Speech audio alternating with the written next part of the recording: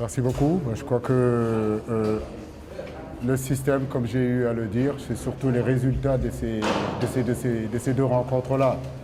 Deux matchs, 2 points. C'est sûr et certain que pour une équipe comme le Sénégal, on ne peut pas se satisfaire de cela. Concernant le système, comme c'est le débat, comme j'ai eu à le dire, je le répète encore, on était qualifiés.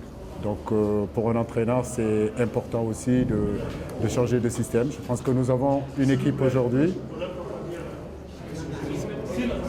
Vous faites moins de bruit, s'il vous plaît. Moins de bruit, s'il vous plaît.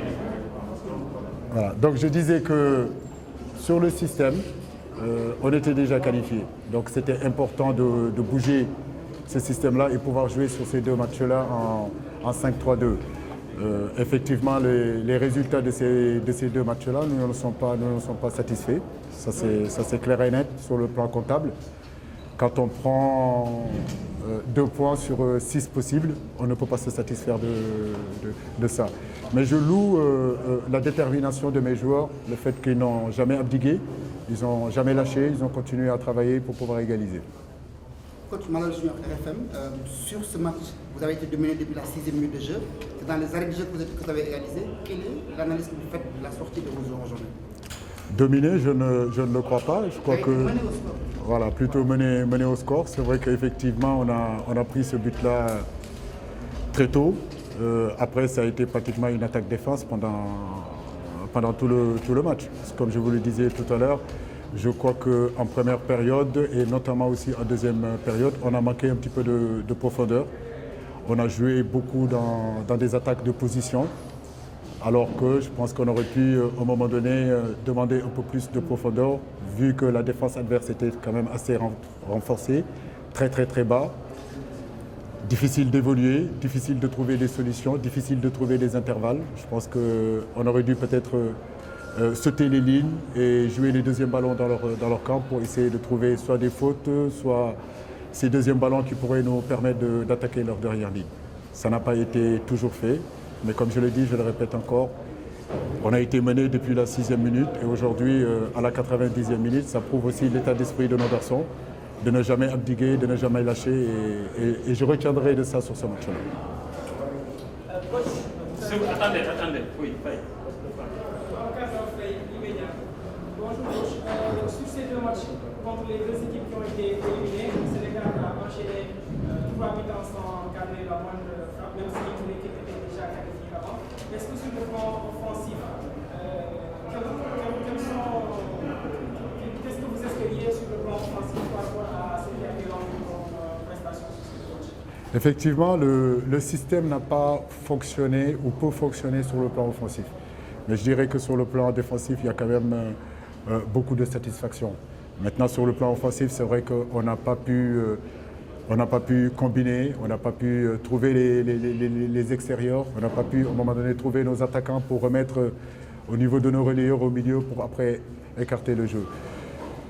Comme je le dis, jouer face à une bloc bas, c'est jamais évident. Mais je pense que Eswatini a fait un très bon match, il faut le reconnaître et surtout les féliciter du fait qu'ils nous ont tenus en échec. Oui, présente. Quand on va avoir une idée claire des dispositifs que vous avez mis en place, dans les 15 dernières minutes, tout en sachant que l'équipe de Scaloni avait un bloc bas, des dispositifs en clair. L'évolution du système, comme vous le disiez, on était à 5-3-2. Au moment donné, on est passé en 4-3-3. J'ai sorti un défenseur central pour amener un milieu de terrain, décaler Crépin Diatta sur le côté droit pour passer à 4. Voilà l'évolution du système 3-5-2 en 4-3-3. Wahani. Coach, vous avez fait appel à de nouveaux joueurs. Comment jugez-vous leur prestation? Une seconde question, est-ce que le système... Non, une seule question. Ouais, c'est vrai. Oui, satisfait de pas mal des garçons qui sont là, que ce soit Dia, le gardien, que ce soit Nampalis, que ce soit Abdou Diallo, Balo Touré. Tous ces garçons qui sont arrivés, c'est des garçons qui ont vraiment de la qualité. C'est leur première fois en Afrique. Je pense qu'ils ont pris plaisir à être avec nous. En même temps aussi, ils se rendent compte de la dure réalité de ce continent, la dure réalité du football africain. Mais je pense que c'est de bonne humeur. Ils vont continuer à progresser, on va continuer à travailler. Je suis plutôt satisfait d'eux. On va l'avant-dernière question, oui. Coach, avant sur Sénégal.com, avez-vous des regrets après ces deux rencontres? Forcément, on a des regrets parce que le plan, c'était pas ça. Le plan, c'était de prendre les 6 points sur les 2 rencontres. On n'a pas réussi à le faire, comme je vous le disais tout à l'heure. Oui, honnêtement, oui, il y a des regrets, mais comme je le dis, encore, je loue vraiment la détermination de nos garçons parce que jusqu'à la 90e minute, c'est un match que le Sénégal avait déjà perdu. Mais Dieu merci, on est revenu. Mais on ne peut pas se satisfaire de ces 2 points-là en 2 rencontres. Oui, dernière question, oui. On a vu beaucoup de changements, notamment au milieu, à gauche, à droite. Qu'est-ce qui explique un peu ça? Crépin est capable de jouer un peu partout. Dans le système 5-3-2, au moment donné, il était dans le milieu de terrain avec Nampalis Mendy et Lopi. Et à un moment donné, quand Diao Keita Baldé est rentré, Crépin Diatta est passé sur le côté droit et j'ai sorti Sima. Par la suite, Fall est arrivé, on est passé à 4. J'ai demandé à Crépin de jouer à gauche et Fall à droite. C'est juste une option, une évolution dans notre système.